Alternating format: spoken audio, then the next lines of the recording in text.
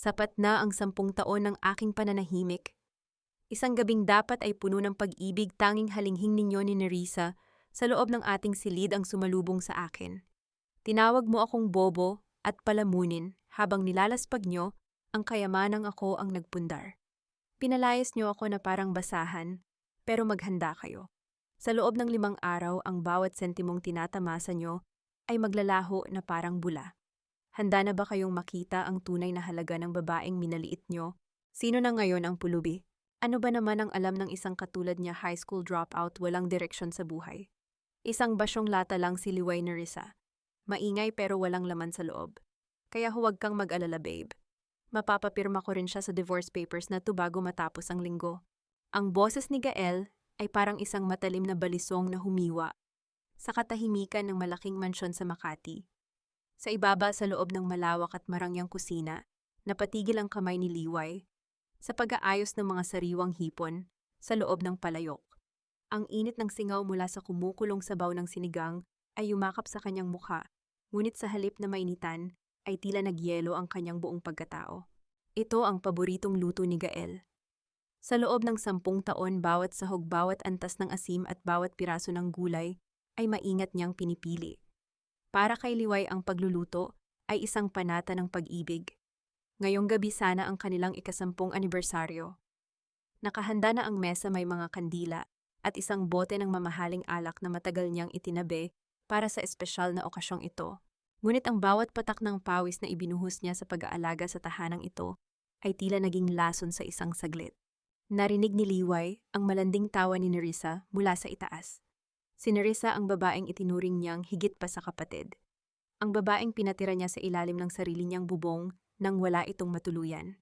Ang bawat hapdi ng katotohanan ay unti-unting nanunuot sa kanyang dibdib. I can't wait, Gael. Pagod na akong magtago. I want to be the Mrs. Villanueva of this house. Gusto ko nang itapon lahat ng gamit ng basurang iyon sa labas, wika ni Nerissa, sa tono ng boses na tila nanunukso. Soon, babe. Konting tiis na lang. Hahayaan ko siyang umalis na walang kahit isang sentimo. I'll make sure she realizes na wala siyang halaga kung wala ako't sagot ni Gael. At sinundan iyon ng tunog ng kanilang paghalakhak, na tila isang masamang panaginip na ayaw magwakas. Dahan-dahang binitiwan ni Liway ang hawak na sandok. Hindi ito gumawa ng anumang ingay nang lumubog ito sa kumukulong sabaw. Ang kanyang mga kamay na laging handang magsilbi at mag-aruga ay nanginginig na ngayon sa tindi ng emosyong hindi niya mailabas. Naramdaman niya ang pagsikip ng kanyang lalamunan, isang bara na tila sumasakal sa bawat hininga. Ang kanyang mga mata ay nananatiling nakatitig sa kawalan. Tuyo ang mga ito, ngunit ang sakit sa loob ay tila isang malalim na dagat na gustong lumunod sa kanya. Hindi siya sumigaw. Hindi siya tumakbo pa itaas para magwala. Ang sakit na nararamdaman ni Liway ay isang uri ng pait na hindi kayang lunurin ng anumang asim ng sinigang.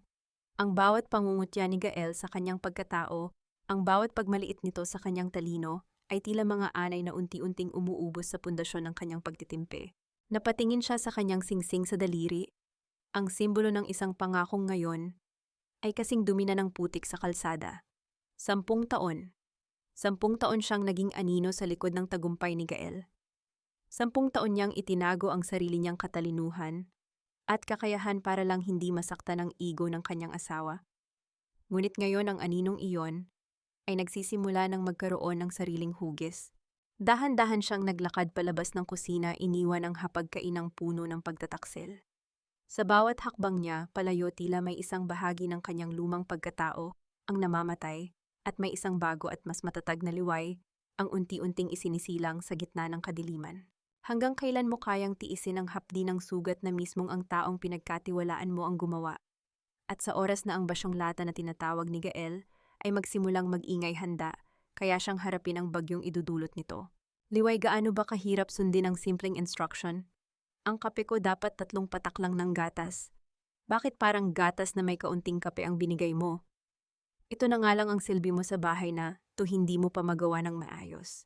Ang boses ni Gael ay parang latigo na pumapalo sa pandinig ni Liway habang nakaupo sila sa hapagkainan kinabukasan. Walang bakas ng puyat o konsensya sa mukha ng kanyang asawa. Ang kanyang polo shirt ay plansadong-plansado gawa ng mga kamay ni Liway na halos hindi nakatulog kagabi. Ang bawat kilos ni Gael ay puno ng hambog na tila ba ang buong mundo ay umiikot lamang sa kanyang mga daliri.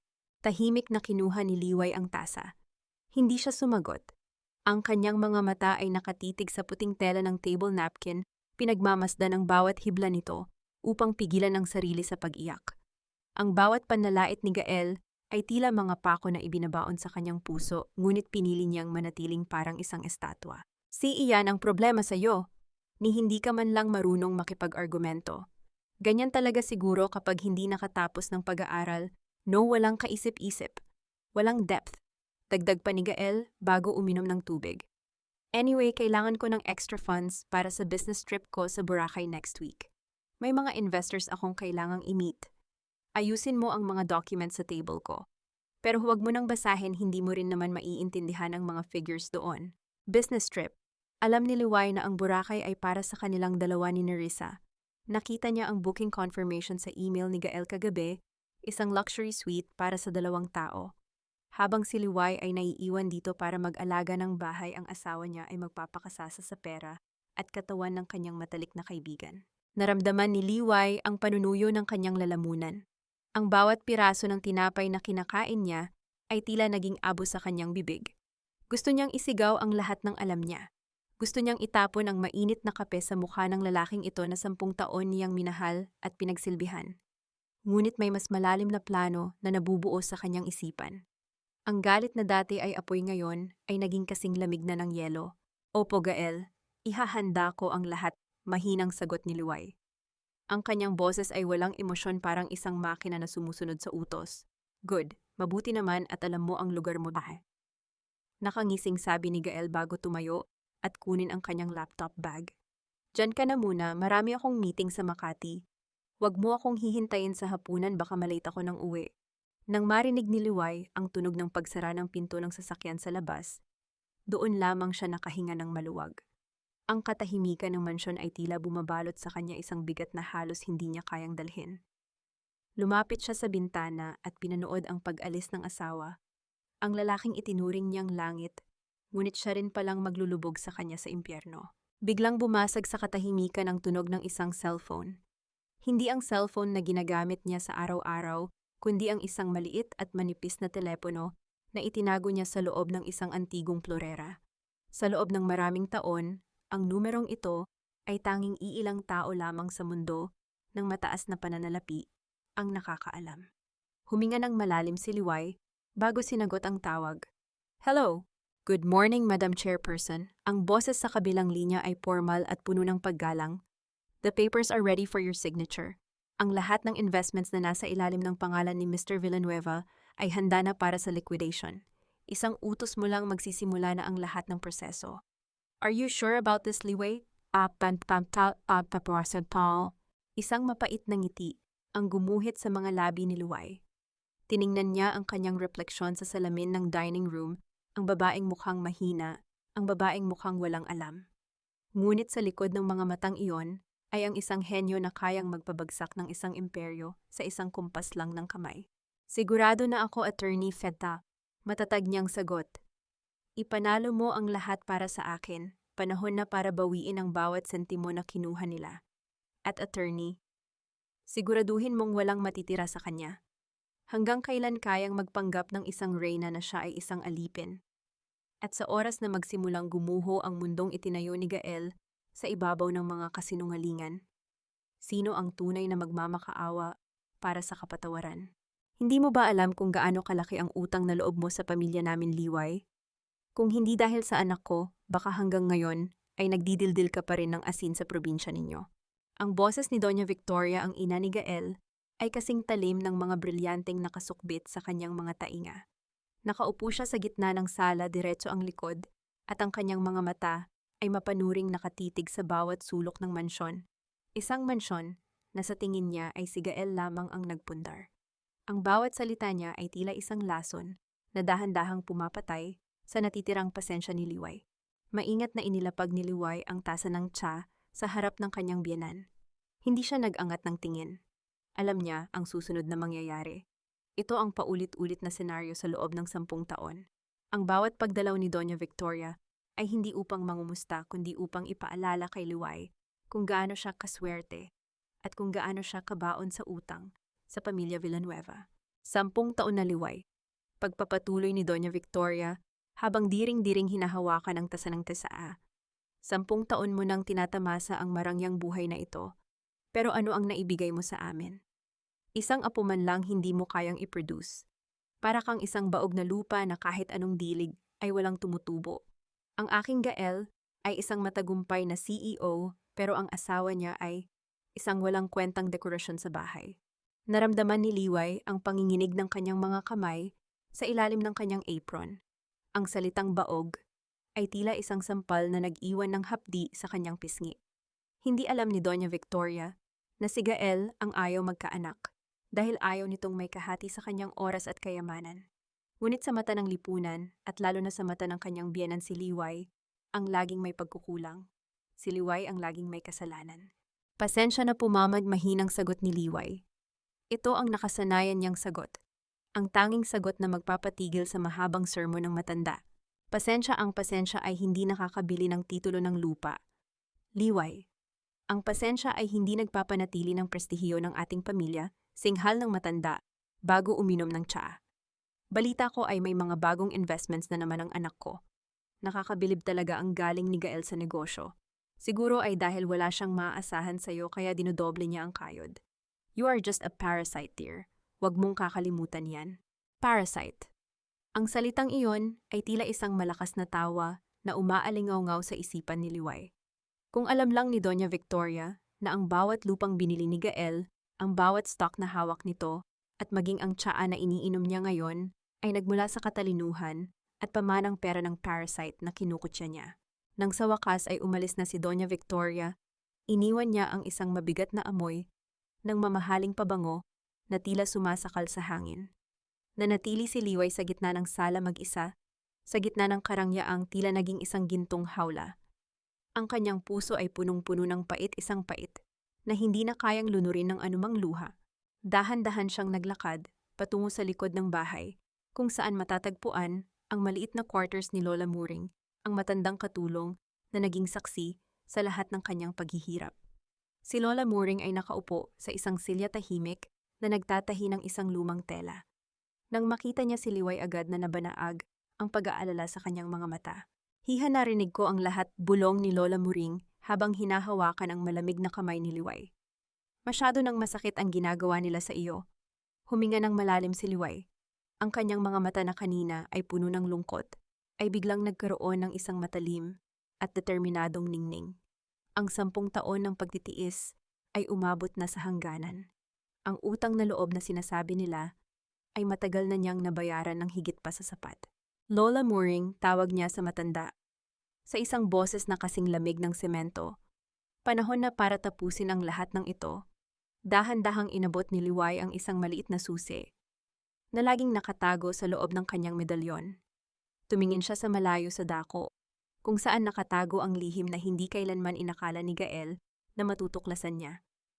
Lola Muring, tulungan mo ako. Panahon na para buksan ang vault. Ano nga ba ang nakatago sa loob ng vault na iyon na magpapabago sa kapalaran ng lahat? At sa oras na malaman ni Gael na ang kanyang basurang asawa ay may hawak ng kanyang leeg, makakayanan pa kaya niyang tumingin sa salamin ng may pagmamalaki? Mula sa loob ng isang simpleng taxi, pinagmasdan ni Liway ang matatayog na gusali sa Bonifacio Global City. Ang sikat ng araw ay tumatama sa mga dambuhalang salamin ng mga skyscraper na tila mga kristal na nag-aanyaya ng tagumpay. Sa loob ng sasakyan, dahan-dahang hinubad ni Liway ang kanyang suot na lumang cardigan na nagsilbing baluti niya sa loob ng mansyon ni Gael. Sa ilalim nito ay isang mamahaling itim na silk blouse na hapit sa kanyang katawan, isang kasuotang matagal na niyang itinago sa kailaliman ng kanyang aparador. Nang bumaba siya sa harap ng Mercado Tower, ang gusaling ipinangalan sa kanyang ama, tila nagbago ang ihip ng hangin. Ang bawat hakbang niya sa ibabaw ng makintab na granite na sahig ay may dalang bigat at awtoridad. Wala na ang nag-aalalang asawa. Ang nakatayo ngayon ay ang babaeng tunay na nagpapatakbo sa likod ng mga kortina ng malalaking negosyo sa bansa. Pagpasok niya sa lobby, ang ingay ng mga nagmamadaling empleyado ay biglang napalitan ng isang kakaibang katahimikan. Ang mga security guard na kanina ay abala sa pag-inspect ay sabay-sabay na tumayo ng tuwid. at yumukod bilang paggalang. Magandang umaga, Madam Chairperson. Sabay-sabay na bati ng mga receptionist na may kasamang matatamis na ngiti na puno ng paggalang. Hindi sila binigyan ni Liway ng higit sa isang tipid na anggulo ng ngiti. Dumiretso siya sa private elevator na tanging siya lamang ang may access. Sa loob ng elevator habang umaakyat siya patungo sa penthouse, pinagmasdan niya ang kanyang refleksyon. Ang kanyang mukha ay kasing tigas ng marmol. Ang bawat pangaalipusta ni Gael at Doña Victoria ay tila mga anino na lang na pilit humahabol sa kanya, ngunit hindi na siya maabot. Pagdating sa itaas, sinalubong siya ng kanyang Chief Operating Officer na si Mr. Arispe. Isang matandang lalaki na naging tapat na kaibigan ng kanyang ama. "Liway, it is good to have you back," sabi ni Mr. Arispe habang iniabot ang isang makapal na folder. Lahat ng mga transaksyon ni Gael Villanueva ay nasa ilalim na ng ating mikroskopyo. Akala niya ay sarili niyang galing ang nagpalago sa kumpanya niya, hindi niya alam na bawat kontratang pinipirmahan niya ay dumaan muna sa iyong pag-aproba.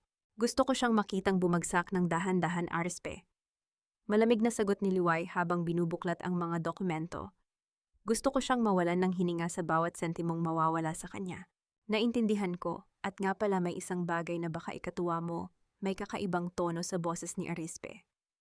Nasa ibaba sa HR department ang iyong kaibigan na si Nerissa Cortez. Nag-a-apply siya para sa posisyon ng marketing consultant. Mukhang hindi sapat ang perang ibinibigay sa kanya ng asawa mo." Napatigil ang kamay ni Liway sa pagbuklat ng papel. Isang mapanganib na ngiti ang dahan-dahang gumuhit sa kanyang mga labi, isang ngiting hindi kailanman nakita ni Gael. Nilapitan niya ang malaking glass wall ng kanyang opisina at tiningnan ang maliliit na tao at sasakyan sa ibaba. Ang buong lungsod ay tila isang chessboard at siya na ngayon ang magsasagawa ng susunod na galaw. "Puntahan natin siya, Arispe," utos ni Liway. "Gusto kong makita kung gaano kagaling mag-perform ang babaeng kumuha sa lahat ng akin." Habang bumababa ang elevator patungo sa lobby, naramdaman ni Liway ang mabilis na tibok ng kanyang puso. Hindi dahil sa takot, kundi dahil sa pananabik. Ang bawat sampal ng tadhana sa kanya ay ibabalik niya ngayon ng may kasamang interes. Pagbukas ng pinto ng elevator sa lobby, agad na nahagip ng kanyang paningin si Nerissa. Nakaupo ang babae sa isang velvet na silya, maingat na nag-aayos ng kanyang make-up habang naghihintay na tawagin. Mukhang kumpiyansa ito, suot ang isang damit na alam ni Liway na binili gamit ang credit card ni Gael. Dahan-dahang naglakad si Liway patungo sa kinaroroonan ni Nerissa. Ang tunog ng kanyang bawat hakbang ay tila isang babala na hindi napapansin ng huli. Nang mapansin ni Nerissa na may aninong tumatayo sa harap niya, dahan-dahan itong nag-angat ng tingin, handa na sanang magpakitang gilas sa kung sino man ang kaharap. Ngunit ang kulay sa mukha ni Nerissa ay biglang naglaho nang makita kung sino ang nakatayo sa kanyang harapan. Ang kanyang mga mata ay nanlaki sa gulat at ang kanyang labi ay nanginig habang pilit na bumubuo ng salita. "Liway, anong ginagawa mo rito?" Nauutal na tanong ni Nerissa habang pilit na tumatayo. Bakit ka nakasuot ng ganyan?" Tiningnan ni Liway si Nerissa mula ulo hanggang paa, isang tingin na tila ba sinusukat ang halaga ng isang basurang nakita sa kalsada. "Mali ang tanong mo, Nerissa," mahinang sabi ni Liway, sapat lang para marinig ng babaeng mga agaw. "Ang dapat mong itanong ay, ano ang gagawin ko sa iyo ngayong nalaman mong ako ang may-ari ng kumpanyang pinagsusumikan mong pasukan? Gaano kabilis kayang gumuho ang mundo ng isang taong nabubuhay sa kasinungalingan? At sa harap ng tunay na reyna, may puwang pa ba ang isang mapagpanggap na anino?" "Oh, Liway, I know you're hurt. I know Gael is being hard on you lately, but please, wag mo namang gawin ito sa sarili mo. Wag kang magpanggap na may-ari ng kumpanyang ito para lang makaganti sa amin." Ang boses ni Nerissa ay biglang nagbago. Mula sa gulat, mabilis siyang nagsuot ng maskara ng pag-aalala, isang peking malasakit na kabisado na ni Liway.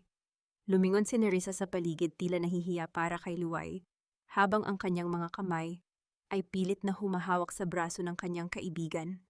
Ang bawat salita niya ay punong-puno ng lason na binalot sa asukal, isang paraan ng pagmamanipula na 10 taon niyang ginamit laban kay Liway.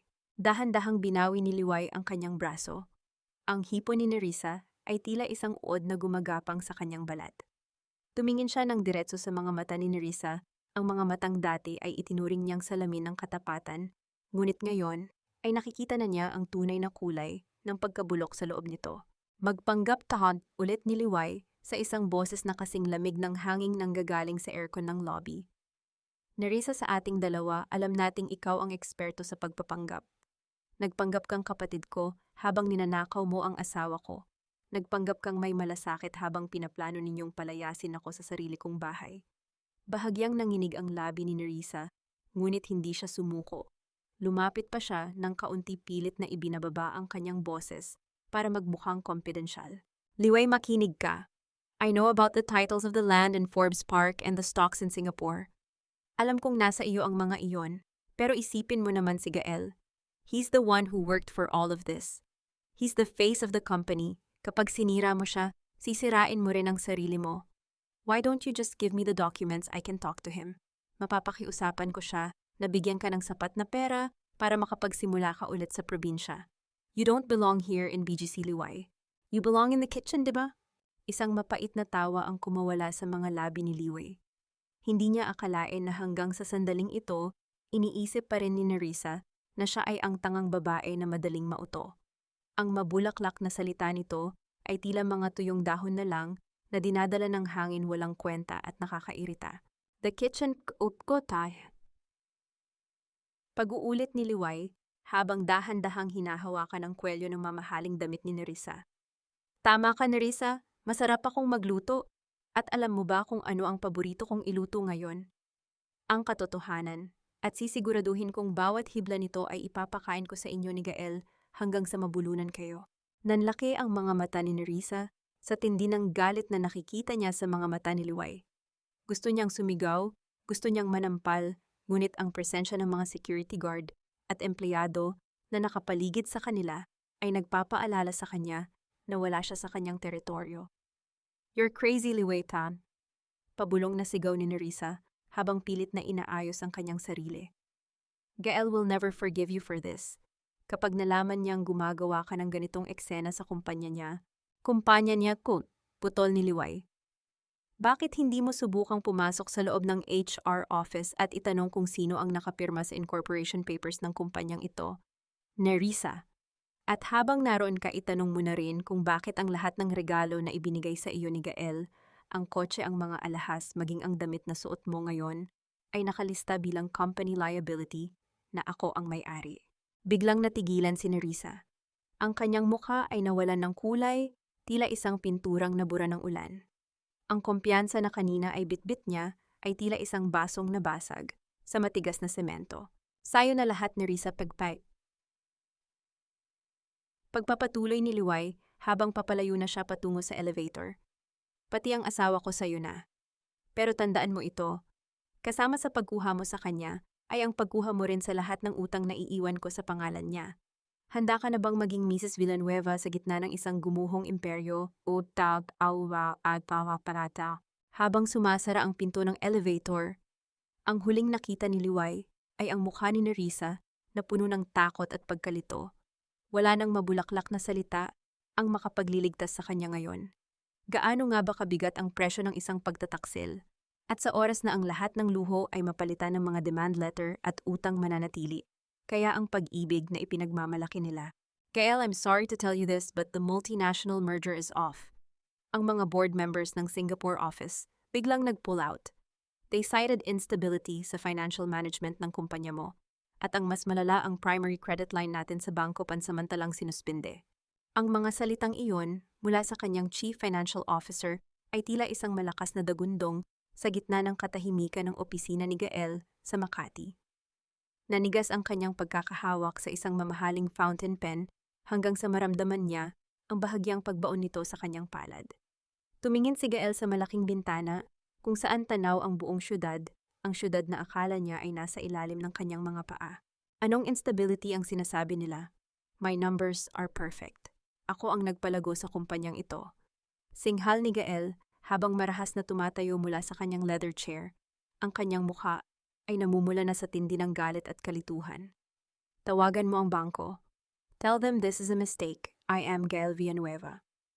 Hindi nila pwedeng gawin ito sa akin. Sinubukan ko na, sir.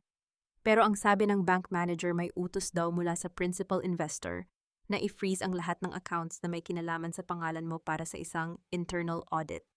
Hindi ko maintindihan, Gael. Akala ko ba ikaw ang nag-iisang may-ari ng lahat ng ito? Biglang nakaramdam ng isang kakaibang lamig si Gael na gumagapang sa kanyang likuran. Ang principal investor.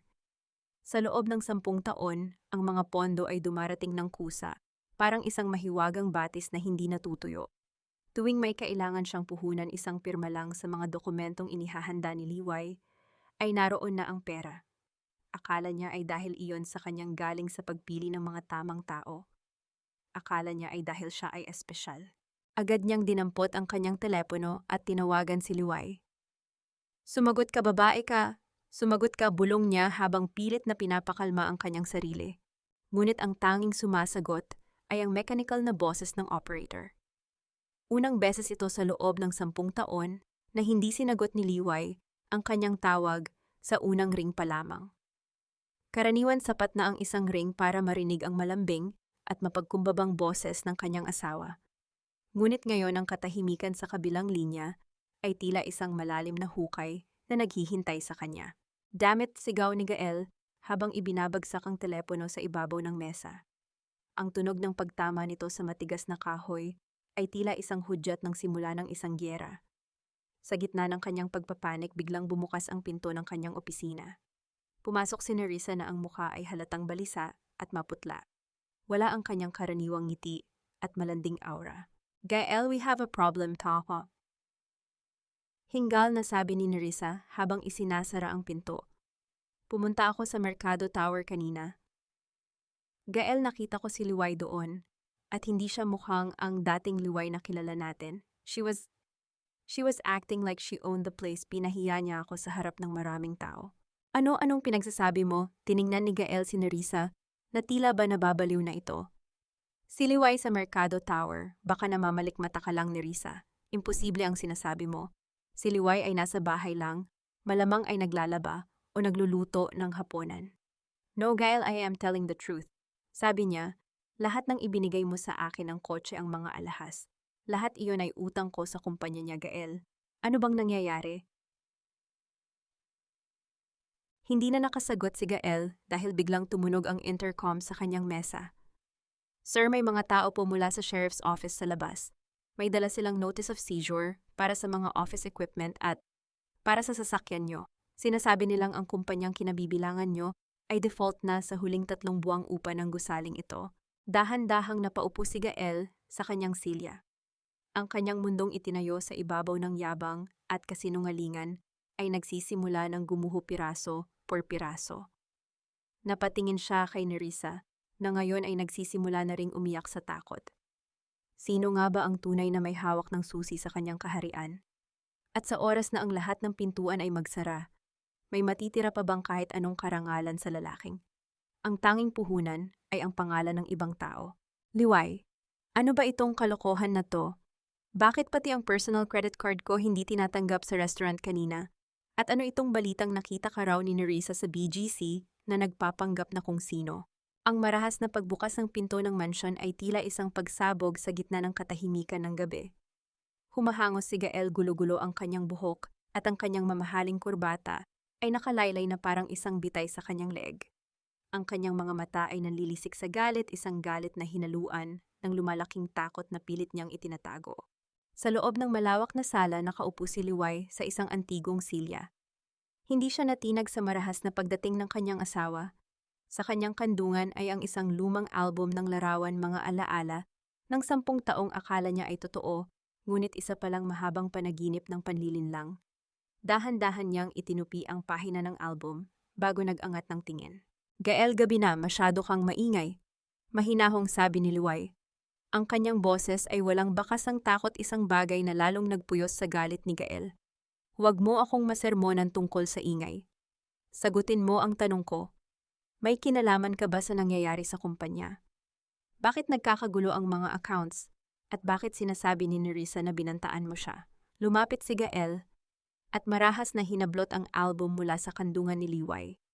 Dahilan upang malaglag ang ilang lumang litrato sa sahig.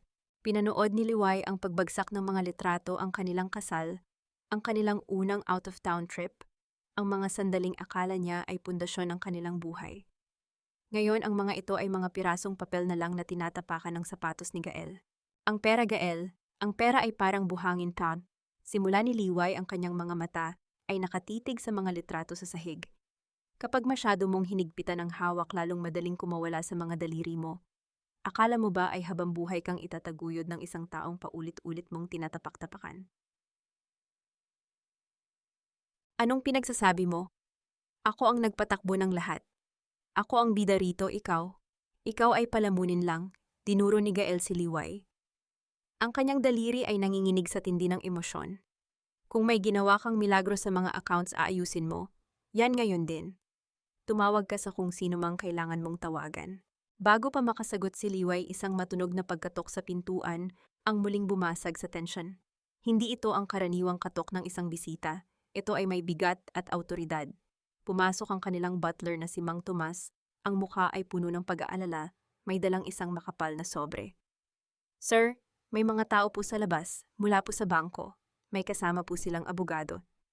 Nauutal na sabi ni Mang Tomas. Pilit na inagaw ni Gael ang sobre. Habang binabasa niya ang laman nito, ang kulay sa kanyang mukha ay unti-unting naglaho na palitan ng isang maputlang abo. Ang notice of foreclosure para sa kanilang mansyon sa Makati. Ang bahay na itinuturing niya ang simbolo ng kanyang tagumpay ay kukunin na sa kanya sa loob ng 48 oras dahil sa mga utang na hindi niya alam na nakapangalan pala sa kanya. Ngunit ang collateral ay ang kumpanyang hindi na niya kontrolado. Hindi ito maaari. May mali rito, bulong ni Gael habang nanghihina ang kanyang mga tuhod. Napatingin siya kay Liway na nananatiling tinang-tinang sa kanyang upuan. Liway, anong ginawa mo? Sa gitna ng katahimikan, biglang tumunog ang cellphone ni Gael, si Nerissa. Ngunit nang sagutin niya ito, hindi pag-aalala ang narinig niya, kundi ang boses ng isang babaeng nagpapanik para sa sarili niyang kapakanan. Gael, kinukuha ng mga tao ang kotse ko. Sinisingil din ako ng bangko sa mga alahas na binigay mo. Sabi nila ikaw daw ang may utang, pero ako ang gagamiting pambayad kung hindi ka makabayad. Gael, gawin mo ang paraan. Ayokong mawalan ng gamit. Narinig ni Liway ang bawat salitang lumalabas sa telepono. Isang mapait na ngiti ang sumilay sa kanyang mga labi. Ito ang simula ng pagguho ang oras kung saan ang mga taong nagsama dahil sa kasakiman ay magsisimula ring magsakiman sa oras ng kagipitan. Gael, tawag ni Liway sa kanyang asawa, ang boses ay puno ng kapangyarihan na matagal niyang itinago. Ito pa lang ang unang gabi. Marami pang mangyayari sa susunod na 4 na araw. Handa ka na bang makita kung sino talaga ang mananatili sa tabi mo kapag wala ka na kahit isang kusing? Hanggang kailan kakapit ang isang taong ang tanging pundasyon ay buhangin? At sa oras na mawala ang lahat ng kinang makikita kaya ni Gael, ang duming iniwan niya sa puso ng babaeng tanging nagmahal sa kanya. Gael, anong ibig sabihin nito? Bakit walang laman ang vault? Nasaan ang mga titulo ng lupa na sinasabi mo? Nasaan ang mga alahas na ipinamana sa iyo ni Doña Victoria? Ang boses ni Nerissa ay hindi na malambing. Wala na ang malanding tono na dati ay nagpapalambot sa puso ni Gael. Ngayong umaga sa loob ng master bedroom na ginulugulo ni Gael sa paghahanap ng kahit anong mahahawakang yaman, ang mukha ni Nerissa ay puno ng puot at panunumbat. Nakatayo siya sa gitna ng silid, nakahalokip-kip at pinapanood ang pawisang asawa ni Liway na tila isang baliw na naghahalungkat sa bawat sulok. Hindi ko alam, Nerissa. Nandito lang yon kahapon. Alam ko ang code pero bakit ayaw bumukas? At nang mabuksan ko sa wakas, puro papel na lang na walang kwenta ang nahanap ko. Sigaw ni Gael habang itinatapon ang isang tumpok ng mga resibo sa sahig. Ang kanyang mga mata ay nanlalalim at ang kanyang mga kamay ay nanginginig sa desperasyon. Kailangan ko ng kapital. Kapag hindi ko nabayaran ang interest sa bangko ngayong hapon, tuluyan na nilang kukunin ang kumpanya. Kapital, Gael, balita na sa buong Makati, nabagsak na ang stocks mo. Sino pang gago ang magpapahiram sa iyo? Lumapit si Nerissa at marahas na hinablot ang braso ni Gael. Paano na ako, paano ang mga utang ko na ikaw ang garantor? Sabi mo hinding-hindi ako maghihirap sa piling mo. Sabi mo mas mayaman ka pa sa mga merkado. Tumahimik ka, Nerissa. Nag-iisip ako. Pinalis ni Gael ang kamay ng babae. Pupunta ako kay Liway. Siya ang may alam kung nasaan ang mga dokumentong iyon. Siguradong itinago niya para gantihan ako. Magmamakaawa ako kung kailangan basta ibigay niya ang mga titulo. Sa labas ng silid sa dulo ng pasilyo nakatayo si Liway. Naririnig niya ang bawat sigawan, ang bawat salitang punong-puno ng pansariling interes. Isang mapait na alaala ang biglang bumalik sa kanyang gunita isang gabi 5 taon na ang nakalilipas ng si Gael ay nagkasakit ng malubha. Noon si Liway ay hindi natulog, hindi kumain, at halos hindi huminga sa pag-aalaga rito. Binenta niya ang kanyang mga paboritong painting para lang mabili ang pinakamahal na gamot. Noon, ang tanging hiling niya ay mabuhay si Gael. Ngayon habang pinagmamasdan ng lalaking ito na handang pumatay para sa pera, tila hindi na niya makilala ang taong minahal niya. Dahan-dahang naglakad si Liway pababa ng hagdan. Naratnan niya sa ibaba si Lola Muring na tahimik na nagpupunas ng mga dekorasyon. Hidya nandyan na ang mga truck sa labas. Bulong ni Lola Muring ang boses ay puno ng pait. Sinisimulan na nilang kargahin ang mga gamit na nakalista sa foreclosure. Hayaan mo sila, Lola Muring. Sagot ni Liway habang tinutulungan ang matanda. Ang mga gamit na yan ay simbolo lamang ng isang huwad na buhay. Ang mahalaga ay ang mga bagay na hindi nila kayang hawakan. Biglang narinig ang mabilis na yabag ni Gael, pababa ng hagdan kasunod si Nerissa. Nang makita nila si Liway, tila nakakita sila ng isang huling pag-asa. Liway, nasaan ang mga titulo? Agad na hinarang ni Gael ang daan ng kanyang asawa. Ibigay mo sa akin ang mga dokumento mula sa vault, alam kong ikaw ang kumuha. Liway, huwag mo namang gawin ito sa akin. Isipin mo ang pinagsamahan natin. Tumingin si Liway sa mga mata ni Gael. Wala siyang nakitang pagmamahal, tanging takot para sa sariling bulsa. Pagkatapos ay nilingon niya si Nerissa na ngayon ay pilit na nagtatago sa likod ni Gael. Ang pinagsamahan natin, Gael? Mahinang tanong ni Liway. Ang 10 taon ba na ginawa mo akong alipin sa sarili kong bahay? Ang 10 taon na bawat sentimong kinita ko sa investments ay ginamit mo para itaguyod ang ego mo at ang luho ng kabit mo. I don't care about that. Now I need the papers. Sigaw ni Gael, nawawala na ang anumang bahid ng hiya. Ibigay mo ang mga titulo o kakalad ka rin kita palabas ng bahay na to. Wala na ang mga titulo, Gael, sabi ni Liway, sa isang boses na kasing lamig ng kamatayan. Binenta ko na ang mga iyon sa kumpanyang pinagkakautangan mo at ang kumpanyang iyon ay nasa ilalim na ng kontrol ko. Sa madaling salita, Gael, ako na ang pinagkakautangan mo at wala akong balak na bigyan ka ng extension. Tila tumigil ang mundo para kay Gael. Ang kanyang mga balikat ay dahan-dahang bumagsak at ang kanyang mukha ay naging kasing putla ng papel. Sa kabilang banda si Nerissa ay biglang binitawan ang pagkakahawak sa braso ni Gael. Ang babaeng nangako ng habambuhay ay dahan-dahang umatras ang mga mata ay naghahanap na ng pintuang malalabasan. You are the secret investor. Nauutal na tanong ni Gael. Ikaw ang nagpabagsak sa akin. Hindi, Gael, sagot ni Liway habang naglalakad patungo sa pinto. Ikaw ang nagpabagsak sa sarili mo. Ako lang ang humawi ng tabing para makita ng lahat ang tunay mong anyo. Isang malakas na tunog ng sirena mula sa labas ang bumasag sa katahimikan.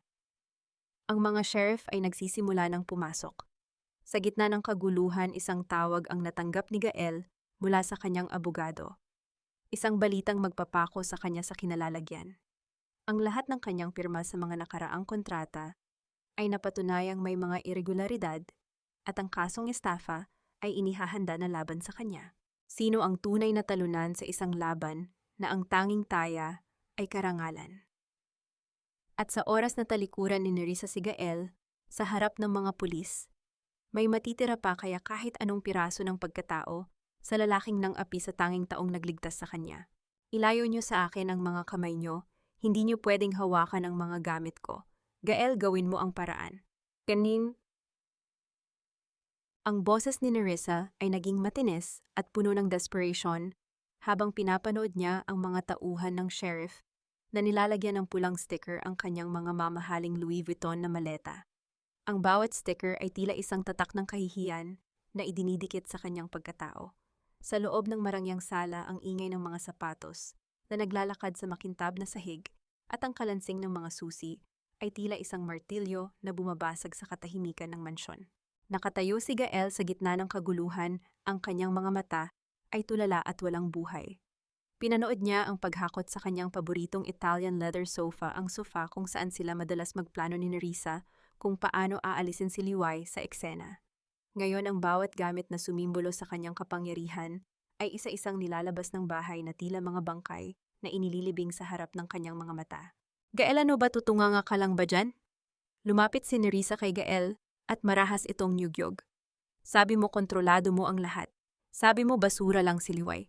Bakit ngayon tayo ang itinatapon sa labas? Dahan-dahang liningon ni Gael si Nerissa. Sa unang pagkakataon, nakita niya ang mukha ng babaeng minahal niya nang walang maskara ng makeup at malanding ngiti. Ang nakita niya ay isang babaeng sakim, isang babaeng ang tanging pakialam ay ang mga material na bagay na maaari niyang makuha. Ang pag-ibig na ipinaglaban niya laban sa kanyang asawa ay tila isang bulok na prutas na ngayon ay bumubuga na ng masamang amoy. Wala na, Nerissa. Bulong ni Gael, ang kanyang boses ay paos at nangangatal. Wala na akong pera.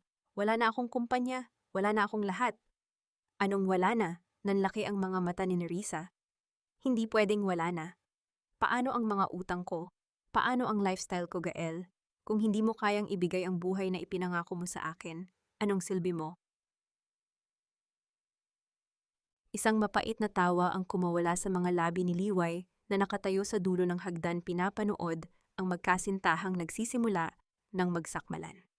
Ang bawat salita ni Nerissa ay tila isang sampal kay Gael, isang sampal na nararapat lamang sa kanya. Iyan ba ang dakilang pag-ibig na ipinagmalaki niyo sa akin? Tanong ni Liway, ang kanyang boses ay malumanay ngunit may talim na parang labaha. Iyan ba ang babaeng ipinalit mo sa 10 taon nating pagsasama, Gael? Ang babaeng tatalikuran ka sa oras na hindi ka na makapagbigay ng luho.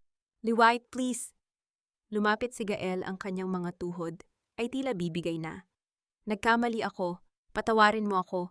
Isipin mo si Mama, isipin mo ang kahihiyang idudulot nito sa pamilya natin. Pwede nating ayusin to, pwede tayong magsimula ulit. Magsimula ulit. Tumingin si Liway sa mga mata ni Gael at sa loob ng isang saglit, naalala niya ang bawat gabi na iniyakan niya ang lalaking ito. Naalala niya ang bawat panlalait nito sa kanyang pagkatao. Gael, ang pag-ibig ko sa iyo ay matagal mo nang pinatay. Ang bawat piraso nito ay naging abo na kasama ng mga dokumentong pinirmahan mo nang hindi binabasa. Sa gitna ng kanilang pag-uusap, biglang tumunog ang telepono ng sheriff. Pagkatapos makipag-usap, lumapit ang opisyal kay Gael na may dalang isang panibagong dokumento. Mr. Gael Villanueva, meron kaming warrant of arrest para sa inyo. Ito ay may kinalaman sa kasong falsification of documents at estafa na isinampa ng Mercado Group of Companies. Kailangan niyo pong sumama sa amin sa presinto. Tila tumigil ang paghinga ni Gael. Ang malamig na bakal ng posas na inilalabas ng pulis ay kumikinang sa ilalim ng chandelier. Napatingin siya kay Nerissa, naghahanap ng kahit anong suporta, ngunit ang nakita niya ay si Nerissa na mabilis na kinuha ang kanyang maliit na handbag at dahan-dahang umatras patungo sa pintuan. Gael, I'm sorry, pero hindi ako pwedeng madamay sa gulo mo. Mabilis na sabi ni Nerissa, ang kanyang mga mata ay hindi makatingin ng diretso. May mga kailangan din akong ayusin sa buhay ko. Goodbye, Gael. Nerissa, huwag mo akong iwan, Nerissa. Sigaw ni Gael habang hinihila siya ng mga pulis. Ngunit ang huling nakita ni Gael bago siya tuluyang mailabas ng mansyon ay ang likod ni Nerissa na mabilis na sumasakay sa isang taxi at ang mukha ni Liway na nananatiling tinang-tinang nakatayo sa gitna ng kanyang imperyo na unti-unting nababawi. Habang isinasara ang malaking pinto ng mansyon, naramdaman ni Liway ang isang kakaibang gaan sa kanyang dibdib. Ang katahimikan ay muling bumalik, ngunit sa pagkakataong ito, hindi na ito katahimikan ng takot kundi katahimikan ng kalayaan. Ngunit sa kabila ng tagumpay, may isang lihim na tawag na natanggap si Liway mula sa ospital. Isang balitang hindi niya inaasahan at magbibigay ng bagong direksyon sa kanyang plano. Ano ang gagawin ni Liway kapag nalaman niyang ang taong pinakakinamumuhian niya ay may bitbit na katotohanang hindi kayang bayaran ng pera? Madam, ang biyenan niyo, inatake po sa puso ng mabalitaan ang nangyari sa anak niya at sa inyong mansyon. Kasalukuyan siyang nasa ICU ng St. Luke's. Ang boses ng doktor sa kabilang linya ay tila isang malabong ugong sa pandinig ni Liway habang nakatayo siya sa gitna ng kanyang bagong opisina. Sa labas, ang sikat ng araw sa BGC ay maliwanag, ngunit sa loob ng kanyang dibdib ay muling namuo ang isang pamilyar na bigat. Ang katahimikan ng silid ay tila nabasag hindi ng ingay, kundi ng isang katotohanang hindi niya inaasahan. Dahan-dahang ibinaba ni Liway ang kanyang telepono. Ang amoy ng mamahaling pabango sa kanyang paligid ay biglang napalitan ng alaala ng amoy ng antiseptiko at gamot ang amoy ng ospital na naging bahagi na ng kanyang buhay noong inaalagaan niya si Gael. Sa kabila ng lahat ng sakit, sa kabila ng lahat ng panlalait na tinanggap niya mula kay Doña Victoria, may isang bahagi ng puso ni Liway na hindi pa rin kayang maging manhid. Pagdating niya sa ospital, ang puting pader at ang malamig na hangin ng koridor ay tila yumayakap sa kanya ng may kasamang panunumbat. Nakita niya si Gael sa dulo ng pasilyo nakaupo sa isang silya. May 2 pulis na nakabantay sa kanyang gilid. Ang mga posas sa kanyang mga kamay ay bahagyang natatakpan ng isang lumang jacket, ngunit ang kanyang hitsura ay hindi na maitatago. Ang dating makisig at mayabang na CEO ay tila isang basang sisiw na ngayon marumi ang suot, gulo-gulo ang buhok at ang mga mata ay puno ng takot. Nang makita ni Gael si Liway, tila nabuhayan siya ng loob. Pilit siyang tumayo, ang tunog ng kadena ng kanyang posas ay bahagyang kumalansing sa katahimikan ng pasilyo. Liway, salamat at pumunta ka. Bulong ni Gael, ang kanyang boses ay basag at puno ng desperasyon. Si Mama, hindi niya kinaya. Kailangan niya ng operasyon, Liway, pero wala akong maibayad. Na-freeze lahat ng accounts ko kahit ang pangalan ni Mama ay nadamay sa liquidation. Please, Liway, kahit ito na lang, iligtas mo si Mama. Tiningnan ni Liway ang kanyang asawa. Wala siyang nakitang kahit anong bahid ng pagmamahal, tanging ang awa na nararamdaman niya para sa isang taong nawalan na ng lahat, pati na ang sariling dangal. Pagkatapos ay dahan-dahan niyang binalaling ang kanyang tingin sa glass window ng ICU, kung saan nakahiga ang biyenan niyang si Doña Victoria. Ang matapang at mapagmataas na babae ay tila naging isang maliit at marupok na anino sa ilalim ng mga puting kumot. May mga tubo na nakakabit sa kanyang katawan na tila ba iyon na lamang ang nagdurugtong sa kanya sa mundong ito. Madam Chairperson Papa. Lumapit ang isang nurse kay Liway at iniabot ang isang maliit na plastic bag. Ito po ang mga personal na gamit ni Doña Victoria bago siya dinala sa loob. Baka po gusto ninyong itabi. Kinuha ni Liway ang bag ng walang kibo. Habang naglalakad siya palayo kay Gael, naramdaman niya ang titig nito na tila ba isang huling hiling. Naupo si Liway sa isang sulok ng waiting area at dahan-dahang binuksan ang bag. Sa loob ay may mga alahas, isang rosaryo at isang luma at tila selyadong envelope na may tatak ng isang medical clinic. Dahan-dahan niyang binuksan ang envelope. Ang kanyang mga mata ay nanliit habang binabasa ang mga dokumentong nasa loob. Ang kanyang puso ay nagsimulang tumibok ng mabilis, isang kabog na tila nagbabala ng isang malaking pagsabog. Ito ay isang medical report na may petsang 10 taon na ang nakalilipas ang unang taon ng kanilang kasal. Nakasaad doon ang mga resulta ng fertility test. Hindi si Liway ang may problema. Ang lahat ng pagsusuri ay nagpapatunay na si Gael ang may mababang tsansa na magkaroon ng anak. Ngunit ang mas masakit, may kalakip na sulat mula kay Doña Victoria na nag-uutos sa doktor na itago ang katotohanang ito kay Liway at sa halip ay palabasin na ang manugang ang may pagkukulang. 10 taon siyang tinawag na baog. 10 taon siyang hiniya at minaliit dahil sa isang kasalanang hindi naman sa kanya.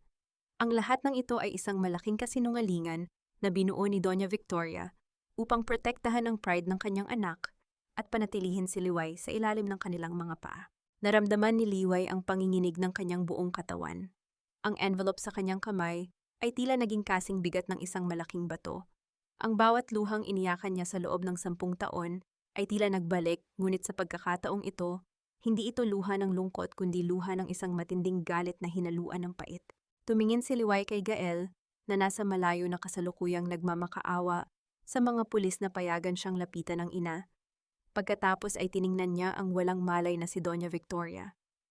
Lahat ng ito, lahat ng sakit na ito, ay dahil sa isang kasinungalingan, bulong ni Liway sa kanyang sarili. Ang kanyang boses ay kasing talim ng isang punyal. Sa gitna ng kanyang galit, isang desisyon ang kailangang gawin ni Liway. Babayaran ba niya ang operasyon ng babaeng sumira sa kanyang pagkatao sa loob ng 1 dekada? O hahayaan niyang anihin ng pamilyang ito ang bunga ng kanilang sariling kalupitan? Ngunit bago pa siya makatayo, isang nurse ang mabilis na lumabas mula sa ICU. Emergency. Ang patient sa bed, 4 tumitigil ang tibok ng puso. Sa gitna ng nagmamadaling mga doktor at nurse, at sa harap ng naghihisteryang si Gael, nanatiling nakatayo si Liway sa gitna ng pasilyo. Ang katotohanan ay nasa kanyang kamay, ngunit ang kapalit nito ay isang buhay na malapit ng maglaho. Hahayaan ba niyang mamatay ang lihim na ito kasama ni Doña Victoria o gagamitin niya ito para tuluyang durugin ang natitirang piraso ng puso ni Gael? Liway, parang awa mo na pirmahan mo na ang consent para sa operasyon. Magbabayad ako, pangako. Gagawin ko ang lahat. Huwag mo lang hayaang mamatay si Mama. Ang boses ni Gael ay parang isang sugatang hayop na nagmamakaawa sa gitna ng malamig at puting pasilyo ng ospital. Ang bawat salita niya ay hinaluan ng hagulgol, habang ang kanyang mga kamay na may posas ay pilit na inaabot ang laylayan ng damit ni Liway. Sa loob ng ICU, ang tunog ng monitor na nagpapahiwatig ng paghinto ng tibok ng puso ay naging isang mahabang guhit ng tunog, isang diretsong linya na tila humahati sa pagitan ng buhay at kamatayan. Nanatiling nakatayo si Liway, ang kanyang likod ay tuwid na parang isang kawayang tumatanggi sa bagyo. Sa kanyang kanang kamay, mahigpit niyang hawak ang medical report na 10 taon nilang itinago sa kanya. Ang papel na iyon ay tila naging apoy na dahan-dahang sumusunog sa kanyang balat. Ang bawat alaala ng panalait ni Doña Victoria, ang bawat gabi na tinawag siyang walang silbing babae dahil hindi siya makabuo ng anak, ay tila mga multong bumubulong sa kanyang pandinig. Gael, tingnan mo ito. Mahinang sabi ni Liway, ang boses ay kasing lamig ng hanging nanggagaling sa aircon ng ospital. Dahan-dahan niyang iniharap ang dokumento sa mukha ng kanyang asawa. Tingnan mo ang petsa. 10 taon na ang nakalilipas. Alam niyo na ikaw ang may problema, pero hinayaan niyo akong mamatay sa hiya araw-araw. Napatigil si Gael. Ang kanyang mga mata na kanina ay puno ng luha para sa kanyang ina ay dahan-dahang bumaba sa mga salitang nakasulat sa papel. Ang bawat terminong medikal ay tila isang hatol ng kamatayan para sa kanyang pride. Ang katotohanang siya ang mayabang na Gael Villanueva, ang dahilan kung bakit wala silang anak, ay tila isang malakas na suntok na nagpatumba sa kanyang buong pagkatao. Liway, I didn't know. I swear hindi ko alam na may ganitong report si Mama. Nauutal na sabi ni Gael, ang kanyang mukha ay naging kasing putla ng pader. Siguro gusto lang niya akong protektahan. Protektahan? Isang mapait na tawa ang kumawala sa mga labi ni Liway. Pinrotektahan mo ang pride mo sa pamamagitan ng pagdurog sa pagkatao ko, Gael. At ang nanay mo, ginamit niya ang kasinungalingang ito para gawin akong alipin sa sarili kong bahay. Sa loob ng ICU, ang mga doktor ay nagsisimula ng gumamit ng defibrillator. Ang bawat clear na isinisigaw nila ay sinusundan ng pag-angat ng katawan ni Doña Victoria mula sa kama na tila ba pilit na ibinabalik ang isang kaluluwang ayaw nang bumalik. Ang tunog ng mga gamit na nagkakaumpugan at ang mabilis na yabag ng mga nurse ay tila isang marahas na musika sa background ng kanilang paghaharap. Lumapit ang hospital administrator, may hawak na clipboard. Madam, kailangan na po ng desisyon nyo. Ang operasyon ay kailangang simulan sa loob ng 10 minuto, pero kailangan din po naming maayos ang billing dahil ang account ni Mr. Villanueva ay kasalukuyang nakahold. Tumingin si Liway sa administrator pagkatapos ay kay Gael, na ngayon ay nakaluhod na sa kanyang harapan. Ang mga posas ay tumatama sa malamig na sahig. Sa kabilang dako naroon ang kanyang biyenan. Ang babaeng nagkait sa kanya ng karapatang maging masaya, ang babaeng pumatay sa kanyang pangarap na maging isang ina sa pamamagitan ng panlilinlang. Liway, please. She's my only mother, hikbi ni Gael. I'll sign anything. I'll give up my rights to everything, just save her. Don't let her die with this sin. Huminga ng malalim si Liway. Naramdaman niya ang tibok ng kanyang sariling puso, ang pusong 10 taon niyang pinilit na maging matatag. Sa isang iglap, naalala niya ang kanyang sariling ama. Noong huling sandali nito, ang tanging bilin sa kanya ay ang maging mabuting tao, anuman ang mangyari. Ang kabutihan ba ay nangangahulugan ng pagliligtas sa taong pumatay sa iyong kaligayahan? Dahan-dahang kinuha ni Liway ang ballpen mula sa administrator. Ang kanyang kamay ay hindi nanginginig. Sa bawat guhit ng kanyang pirma sa consent form, tila may isang tanikala na dahan-dahang kumakalas sa kanyang dibdib. Hindi niya ito ginagawa para kay Gael. Hindi niya ito ginagawa para kay Doña Victoria. Attorney Tas Ahatata, tawag ni Liway sa kanyang abogado sa telepono habang pumipirma. I-release mo ang funds para sa medical deposit ni Victoria Villanueva. Pero pagkatapos ng operasyon, ilabas mo ang lahat ng ebidensya ng medical fraud na ginawa nila laban sa akin. Gusto kong malaman ng buong mundo kung anong klaseng pamilya ang kinabilangan ko. Nang maibigay ang papeles, mabilis na kumilos ang mga medical team. Ang kama ni Doña Victoria ay mabilis na inilabas ng ICU patungo sa operating room. Habang dumadaan ang kama sa tapat ni Liway, tila nagmulat ng bahagya ang mga mata ng matanda. Isang tingin na puno ng takot, pagsisisi at kahihiyan. Nanatili si Liway sa pasilyo, pinapanood ang pagsara ng pinto ng operating room. Tumingin siya kay Gael na ngayon ay pilit na hinihila ng mga pulis pabalik sa presinto dahil tapos na ang oras na ibinigay sa kanya. Liway, thank you Liway, I'm sorry. Sigaw ni Gael habang kinakaladkad siya palayo. Hindi sumagot si Liway. Pinunasan niya ang isang luhang dumanas sa kanyang pisngi. Ang huling luhang iaalay niya para sa pamilya Villanueva. Ang katotohanan ay nakalaya na, ngunit ang sugat ng 10 taon ay hindi kayang hilumin ng isang pirma lang. Habang naglalakad siya palabas ng ospital, isang pamilyar na boses ang tumawag sa kanyang pangalan mula sa parking lot. Isang tinig na matagal na niyang hindi naririnig, isang tinig na nagdadala ng amoy ng kanyang kabataan at ng mga pangarap na hindi pa nababahiran ng pait. Sino ang lalaking naghihintay sa kanya sa ilalim ng dilim at paano nito babaguhin ang huling yugto ng kanyang paghihiganti at paghilom? Liway! Ang tinig na iyon ay tila isang malambot na haplos sa gitna ng magaspang na realidad ng gabing iyon. Napatigil si Liway sa tapat ng kanyang sasakyan, ang kanyang mga daliri ay mahigpit pa ring nakakapit sa strap ng kanyang bag kung saan nakatago ang mapait na katotohanan ng kanyang nakaraan. Sa ilalim ng malamlam na ilaw ng parking lot ng ospital, isang bulto ng lalaki ang dahan-dahang lumabas mula sa anino ng isang malaking puno ng nara. Rafael, halos hindi lumabas ang boses ni Liway. Ang pangalang iyon ay tila isang nakabaon na alaala na biglang nahukay ng tadhana. Si Rafael, ang lalaking kasabay niyang nangarap noon sa kanilang maliit na probinsya sa Quezon. Ang lalaking pinangakuan ng kanyang ama na magiging katuwang niya sa buhay bago siya mabulag sa mabulaklak na salita at huwad na ningning ni Gael Villanueva. Nakatayo ito ngayon, sa harap niya suot ang isang simpleng barong at ang mga mata ay bakas ang pag-aalala na 10 taon niyang hindi nakita sa ibang tao. Nabalitaan ko ang lahat, Liway. Ang tungkol sa kumpanya kay Gael at ang tungkol sa iyong ama. Dahan-dahang lumapit si Rafael, ang kanyang bawat hakbang ay maingat, tila natatakot na baka biglang maglaho ang babaeng nasa harap niya. Matagal kitang hinanap, pero palagi kang itinatago ni Gael sa likod ng mga pader ng mansyon niyo. Naramdaman ni Liway ang pag-init ng kanyang mga mata. Sa loob ng isang dekada na sanay siyang maging matatag, maging matigas, at maging malamig.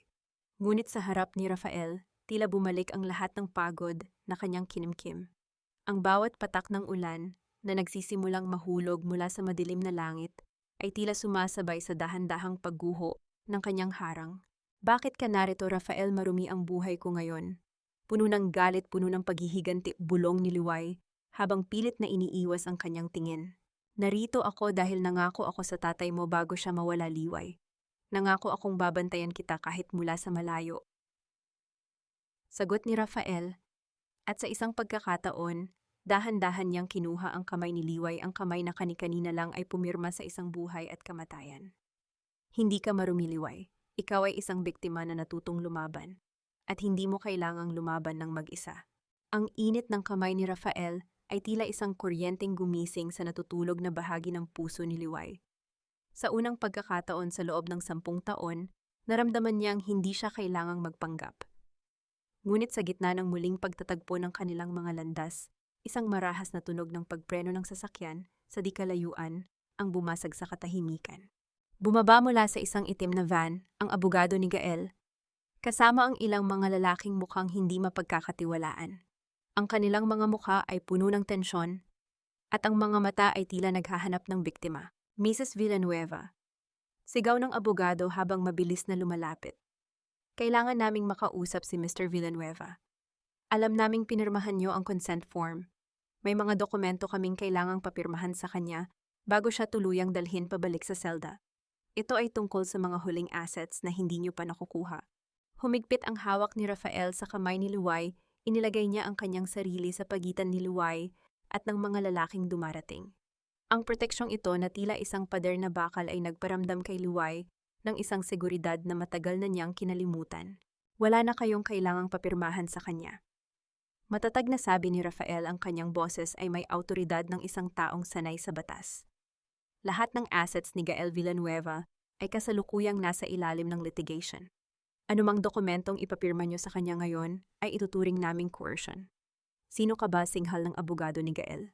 Ako ang bagong legal counsel ni Liway Mercado. Sagot ni Rafael, binibigyang diin ang apelidong Mercado sa halip na Villanueva. At mula sa sandaling ito, anumang komunikasyon para sa aking kliyente ay dadaan sa akin. Napatigil ang abogado. Tumingin siya kay Liway, pagkatapos ay kay Rafael, bago padabog na tumalikod at bumalik sa kanilang sasakyan. Alam nilang sa pagkakataong ito hindi na nag-iisa ang babaeng akala nila ay madaling buwayin. Nang muling bumalik ang katahimikan sa parking lot, hinarap ni Rafael si Liway. Ang ulan ay mas lalong lumalakas, ngunit tila wala silang pakialam. Kailangan mong magpahinga, Liway. Iuwi na kita, muling alok ni Rafael. Pumasok si Liway sa sasakyan ni Rafael, iniwan ang kanyang sariling sasakyan sa ospital. Habang bumabaybay sila sa kalsada ng Makati, patungo sa isang ligtas na lugar, napatingin si Liway sa labas ng bintana. Ang mga ilaw ng syudad ay tila mga bituin na dahan-dahang naglalaho. Rafael, bakit ngayon lang? Tanong ni Liway sa gitna ng dilim sa loob ng sasakyan. Dahil ngayon mo lang ako hinayaang makalapit, Liway, sagot ni Rafael, habang nakatuon ang pansin sa kalsada. At ngayon sisiguraduhin kong walang sino mang makakasakit sa iyo muli. Hindi si Gael, hindi ang kanyang ina, at lalong hindi si Nerissa. Ngunit sa gitna ng katahimikan ng biyahe, biglang tumunog ang dashboard ng sasakyan ni Rafael. Isang emergency alert mula sa security system ng kumpanya ni Liway. May isang tao na kasalukuyang sinusubukang pasukin ang main server mula sa isang hindi kilalang lokasyon, isang lokasyon na nakarehistro sa isang apartment na pag-ari ni Nerissa Cortez. Tila hindi pa tapos ang laban. Habang si Gael ay nasa kulungan at ang kanyang ina ay nasa operasyon ng ahas, na si Nerissa ay nagsasagawa ng huling pagtatangka na nakawin ang pinakamahalagang lihim ng kumpanya ni Liway. Anong lihim ang sinusubukang makuha ni Nerissa na maaaring magpabago sa takbo ng hustisya? At sapat ba ang pagdating ni Rafael para protektahan si Liway mula sa isang panganib na hindi nakikita ng mga mata? Akala mo ba ay ganun mo lang ako kadaling madudurog, Liway? Kung babagsak ako, sisiguraduhin kong kasama kitang lulubog sa putik. Ang mga salitang ito ay pabulong na binitawan ni Nerissa sa loob ng kanyang madilim na apartment. Ang tanging liwanag sa silid ay nagmumula sa asul na sinag ng kanyang laptop screen na tumatama sa kanyang mukhang puno ng pait at desperasyon. Wala na ang marangyang buhay sa Makati. Wala na ang mga katulong na naglilingkod sa kanya. Ang paligid niya ay puno ng mga nakabukas na maleta at mga gamit na hindi niya nailigtas mula sa seizure ng bangko. Ngunit sa kanyang mga mata, may isang apoy ng puot na pilit na naghahanap ng paraan para makaganti. Sa loob ng sasakyan ni Rafael, nanatiling nakatitig si Liway sa kanyang tablet. Ang mga pulang tuldok sa screen ay nagpapahiwatig ng lokasyon ng pag-atake. Alam ni Liway ang password na sinusubukang hulaan ni Nerissa. Ito ang petsa kung kailan sila unang nagkakilala, ang petsa kung kailan nagsimula ang lahat ng kasinungalingan. Nerissa is desperate, Rafael, mahinang sabi ni Liway habang mabilis na tumitipa sa screen. Sinusubukan niyang pasukin ang aming server para makuha ang mga confidential records ng Mercado Group. Akala niya ay may makikita siyang butas para i-blackmail ako o kaya ay ibenta ang impormasyon sa aming mga karibal. Hayaan mo siyang sumubok, Liway. Sagot ni Rafael, ang kanyang boses ay kalmado ngunit may kasamang babala. Ang bawat pagpindot niya sa keyboard ay nag-iiwan ng digital footprint na gagamitin natin laban sa kanya. Huwag mo siyang pigilan agad. Hayaan mo siyang makapasok sa honeypot na ginawa ng ating security team. Naramdaman ni Liway ang bahagyang panginginig ng kanyang mga kamay. Hindi dahil sa takot, kundi dahil sa pagkadismaya. 10 taon niyang itinuring na kapatid si Nerissa. Ibinigay niya rito ang lahat damit pagkain at higit sa lahat ang kanyang buong pagtitiwala. Ngunit hanggang sa huling sandali, ang tanging alam ni Nerissa ay ang magnakaw at manira. Sa kabilang panig ng syudad, napangisi si Nerissa nang makita ang salitang "access granted" sa kanyang screen. Ang kanyang puso ay tumibok ng mabilis sa pananabik. Sa isip niya, hawak na niya ang alas na magpapabagsak kay Liway. Mabilis niyang binuksan ang folder na may pamagat na Mercado Inheritance, Private. Ngunit sa halip ng mga bank accounts at mga titulo ng lupa, ang bumungad sa kanya ay isang video file. Pinindot niya ang play button, inaasahan ang isang ebidensya ng katiwalian. Ang lumabas sa screen ay ang mukha ni Liway 7 taon na ang nakalilipas. Mukhang masaya si Liway noon, may hawak na regalo para sa kaarawan ni Nerissa. Nerissa, sana magustuhan mo itong binili ko para sa iyo, sabi ng batang Liway sa video. Kahit anong mangyari, hinding-hindi kita iiwan. Ikaw ang pamilya ko. Biglang naramdaman ni Nerissa ang isang matinding hapdi sa kanyang dibdib. Isang hapdi na hindi niya maintindihan. Ngunit bago pa siya makapag-isip, nang malalim ang video ay biglang naputol at pinalitan ng isang mensahe sa malalaking pulang letra. Ang bawat ninanakaw ay may kapalit na katarungan. Kasabay nito, ang lahat ng ilaw sa apartment ni Nerissa ay biglang namatay. Ang katahimikan ng gabi ay bumasag sa kanyang pandinig maliban sa tunog ng kanyang sariling mabilis na paghinga. Sa gitna ng kadiliman, narinig niya ang tunog ng isang sasakyan na pumarada sa tapat ng kanyang gusali. Ang kalansing ng mga susi sa labas ng kanyang pinto ay tila isang babala ng paparating na katapusan. Sino yan? Sigaw ni Nerissa, ang kanyang boses ay nanginginig sa takot. Walang sumagot. Ngunit dahan-dahang bumukas ang pinto at sa silab ng ilaw mula sa hallway tumambad ang silweta ni Liway at Rafael. Tapos na ang laro, Nerissa. Sabi ni Liway, ang kanyang boses ay walang galit, tanging kapayapaan na lamang ang maririnig. Lahat ng ebidensya ng pagnanakaw mo sa kumpanya at ang pagtatangka mong pasukin ang aming server ngayong gabi ay sapat na para makasama ka kay Gael sa loob ng mahabang panahon. Napaatras si Nerissa hanggang sa tumama ang kanyang likod sa malamig na pader. Hindi mo pwedeng gawin ito, Liway, maawa ka. Wala na akong kahit ano. Please, wag mo akong ipakulong. Tumingin si Liway sa paligid ng apartment, ang mga kalat, ang dumi, at ang kawalan ng dangal. Ito ang buhay na pinili ni Nerissa. Ito ang bunga ng binhi ng kasamaang itinanim niya sa loob ng 10 taon.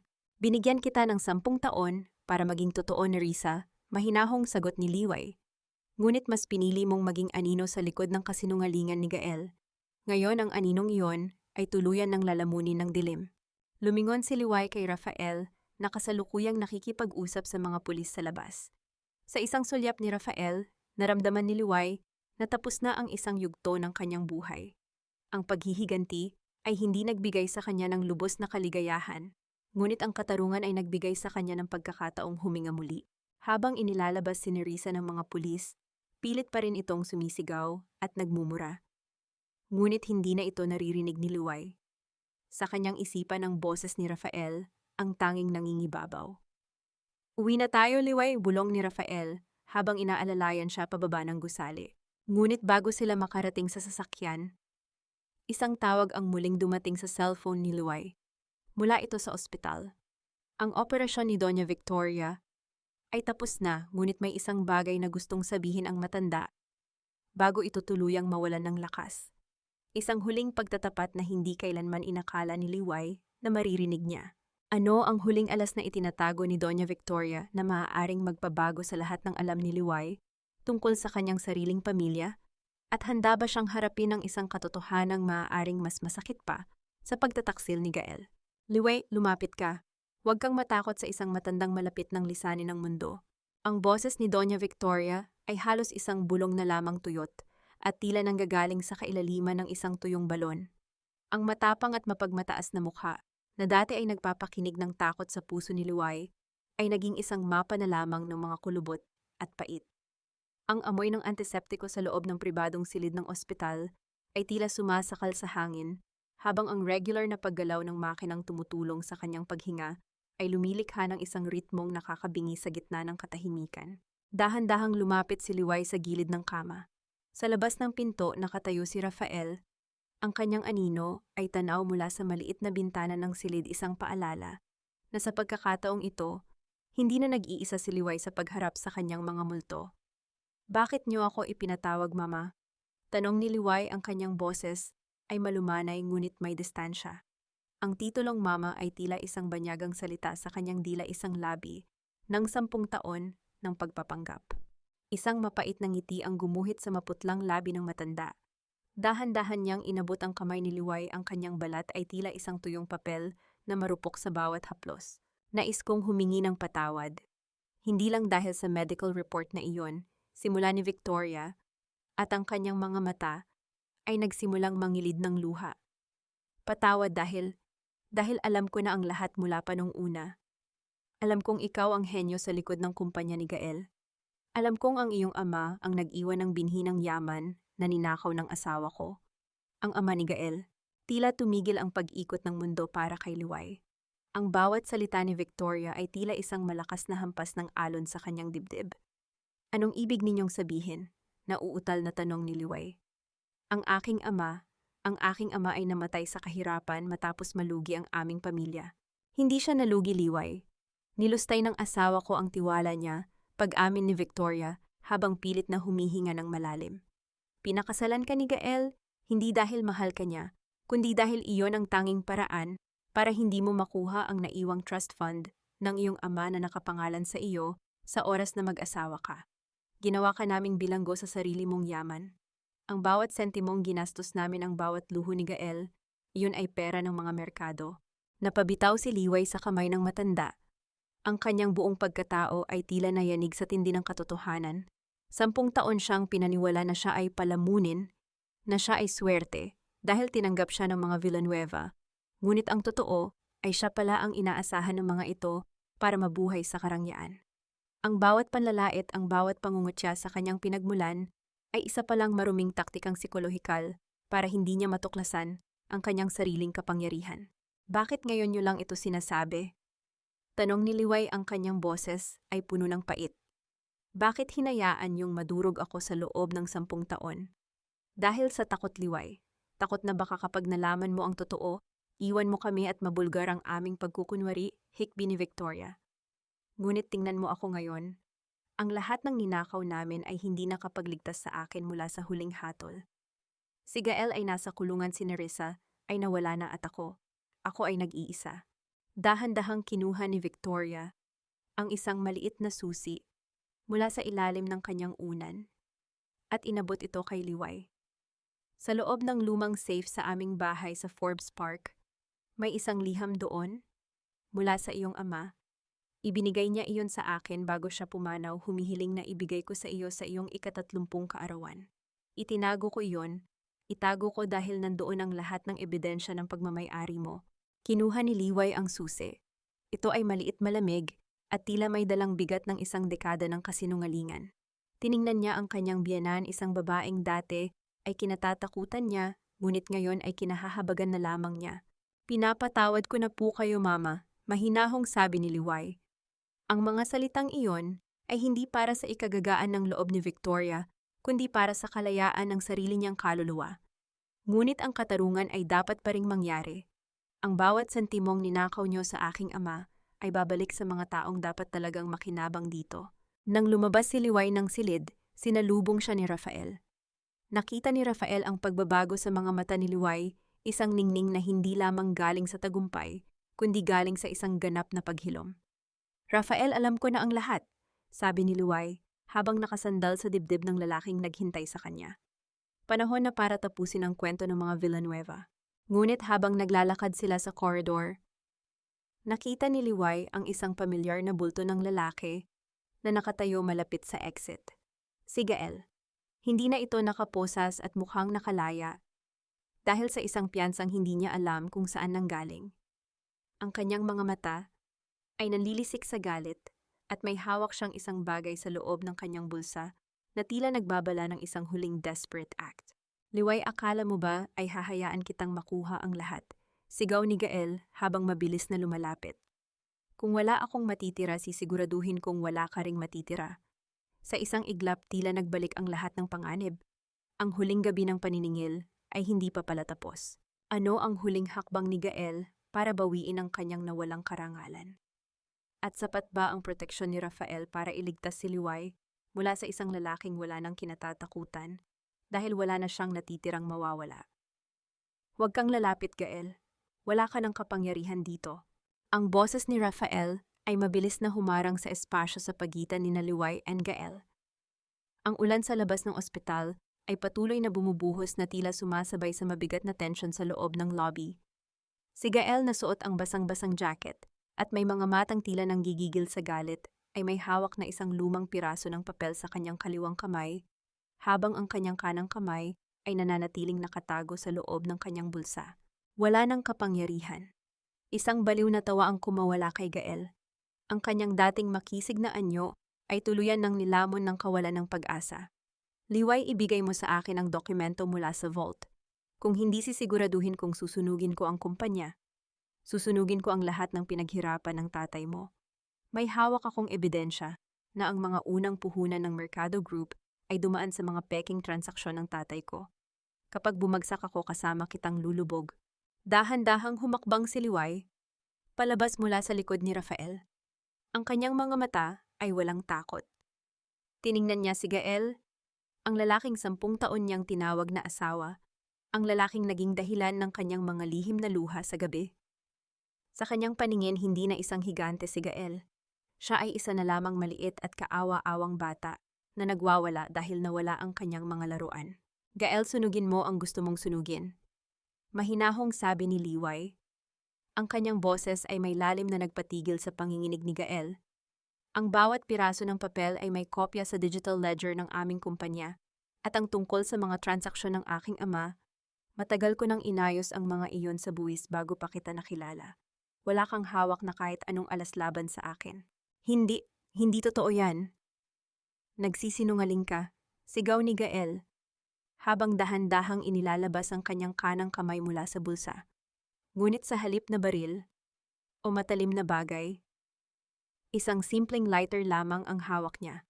Ang kanyang plano ay sunugin ang folder na hawak niya ang mga kopya ng kasunduan na akala niya ay tanging kopya sa mundo. Bago pa man niya masindihan ang lighter, 2 security guard ng ospital, kasama ang 2 pulis na kanina pa nakabantay sa labas, ang mabilis na humawak sa kanyang mga braso. Ang lighter ay nalaglag sa sahig, gumulong patungo sa paanan ni Liway at nanatiling walang ningas. Marahas na napaluhod si Gael sa malamig na sahig. Ang kanyang mga balikat ay dahan-dahang nayugyog sa tindi ng kanyang paghikbi. Wala na ang yabang, wala na ang mga mabulaklak na salita. Ang natira na lamang ay ang isang lalaking napagtanto na sa kanyang paghahanap ng higit pang yaman at kapangyarihan, ang tanging taong tunay na nagmahal at nagprotekta sa kanya ang siya niyang pinatapon. Liway, bakit? Hikbi ni Gael habang ang kanyang mukha ay nakasubsob sa sahig. Bakit mo ginawa ito sa akin? Minahal naman kita sa sarili kong paraan. Minahal mo ang pakinabang mo sa akin, Gael, hindi ang aking pagkatao. Huling tugon ni Liway bago tuluyang tumalikod. Kasama si Rafael, lumabas si Liway ng ospital. Ang sariwang hangin ng madaling araw ay yumakap sa kanyang mukha. Sumakay sila sa sasakyan at dumiretso sa lumang mansyon sa Forbes Park. Ang bahay na ngayon ay muli nang nakapangalan sa kanya. Pagpasok ni Liway sa loob ng silid kung saan matatagpuan ang lumang safe ng kanyang ama, dahan-dahang ipinasok niya ang susi na ibinigay ni Doña Victoria. Sa loob ng safe nakita niya ang isang lumang sobre na may sulat kamay ng kanyang ama. Para sa aking mahal na Liway, basa niya sa panimula ng sulat. Ang mga luha na matagal niyang pinigilan ay dahan-dahang dumaloy sa kanyang mga pisngi. Hidya, kung binabasa mo ito, ibig sabihin ay nasa tamang edad ka na para hawakan ang iyong sariling kapalaran. Huwag mong hahayaan na ang yaman ay maging dahilan ng iyong pagkabulag. Ang tunay na kapangyarihan ay nasa iyong mabuting puso at sa iyong kakayahang magpatawad, ngunit huwag mong kakalimutan ang iyong sariling halaga. Ikaw ang aking pinakamalaking tagumpay. Niyakap ni Liway ang sulat sa kanyang dibdib. Sa unang pagkakataon sa loob ng 10 taon, naramdaman niya ang isang ganap na kapayapaan. Ang bawat sugat ng nakaraan ay hindi na masakit, ito ay naging mga pilat na lamang na nagpapaalala sa kanya kung gaano siya katatag. Lumapit si Rafael sa kanyang tabi, dahan-dahang ipinatong ang kanyang kamay sa balikat ni Liway. Tapos na, Liway, malaya ka, nagbulong ni Rafael. Tumingin si Liway sa bintana, kung saan ang unang sikat ng araw ay dahan-dahang nagpapakita sa silangan. Ang gabi ng pagtataksil ay natapos na, at ang isang bagong umaga ng pag-asa at paghilom ay nagsisimula ng sumikat para sa kanya. 1 taon ang mabilis na lumipas. Sa ilalim ng malalagong sanga ng mga puno ng nara sa bakuran ng bagong tayong Mercado Rafael Center for Women, ang hangin ay may dalang amoy ng mga sariwang bulaklak at bagong sibol na damo. Ang gusaling ito ay hindi lamang gawa sa semento at bakal. Ito ay itinayo mula sa mga pira-pirasong pangarap na minsan nang dinurog ng pagtataksil, ngunit ngayon ay muling nabuo ng mas matatag. Nakatayo si Liway sa balkonahe ng kanyang opisina, pinagmamasdan ang mga kababaihang naglalakad sa hardin sa ibaba. Ang mga ito ay mga biktima ng pang-aabuso at emosyonal na karahasan na tulad niya noon ay nawalan ng boses. Ngunit ngayon sa bawat ngiti at bawat hakbang nila nakikita ni Liway ang sarili niyang paglalakbay. Ang kanyang mga kamay na dati ay nanginginig sa takot at pait ay payapa na ngayong nakapatong sa rehas ng balkonahe. Madam Chairperson, handa na po ang lahat para sa ating anibersaryo. Ang boses ni Lola Muring ay may dalang tamis at kagalakan. Ang matandang katulong ay hindi na nagsusuot ng uniforme. Siya na ngayon ang tumatayong tagapamahala ng tahanan ng foundation, suot ang isang marangal na damit na tila isang tunay na lola sa lahat ng naroon. Salamat Lola Muring, susunod na ako, sagot ni Liway, at ang kanyang tinig ay wala ng bakas ng pag-aalinlangan. Dahan-dahang pumasok si Liway sa loob at naupo sa kanyang mesa. Sa isang sulok ay nakalagay ang isang maliit na frame, ang huling sulat ng kanyang ama. Sa tabi nito ay ang balita tungkol sa pagpanaw ni Doña Victoria, 6 na buwan na ang nakalilipas. Nagpunta si Liway sa libing nito hindi dahil sa obligasyon, kundi dahil sa ganap na pagpapatawad. Hindi niya dinala ang galit sa hukay ng matanda. Iniwan niya iyon sa labas ng pintuan ng ospital noong gabing iyon. Si Gael naman ay kasalukuyang nagsisilbi ng kanyang parusa sa likod ng mga rehas. Nabalitaan ni Liway na wala nang bumibisita rito. Si Nerissa ay tuluyan ng naglaho matapos makalabas sa piyansa, tumakas patungo sa kung saan bitbit ang kanyang sariling kahihiyan. Hindi na sila bahagi ng mundo ni Liway. Para sa kanya sila ay mga anino na lamang ng isang nakaraang hindi na muling makakabalik. Naramdaman ni Liway ang isang mainit na presensya sa kanyang likuran. Isang pamilyar na amoy ng sandalwood at sariwang hangin ang pumuno sa silid. Hindi na niya kailangang lumingon para malaman kung sino ito. You look beautiful today, Liway, bulong ni Rafael habang dahan-dahang ipinapatong ang kanyang mga kamay sa balikat ni Liway. Ang haplos nito ay puno ng respeto at pag-ibig, isang uri ng pag-ibig na hindi humihingi ng kapalit, isang pag-ibig na handang maghintay. Salamat Rafael, salamat sa lahat. Lumingon si Liway at sinalubong ang mga mata ng lalaking naging angkla niya sa gitna ng bagyo. Dahan-dahang kinuha ni Rafael ang kamay ni Liway at itinapat ito sa kanyang puso. Walang mabulaklak na salita, walang marahas na pangako, tanging ang tahimik na pag-unawa sa pagitan ng dalawang kaluluwang nahanap ang isa't isa sa tamang panahon. Handa ka na bang harapin ang mundo ng kasama ako? Tanong ni Rafael, ang kanyang boses ay may lalim ng katapatan. Handang-handa na, sagot ni Liway nang may matatag na ngiti. Habang naglalakad silang magkahawak kamay pababa, patungo sa pagdiriwang, napatingin si Liway sa langit. Ang sikat ng araw ay maliwanag, nagbibigay ng bagong pag-asa sa bawat sulok ng kanyang buhay.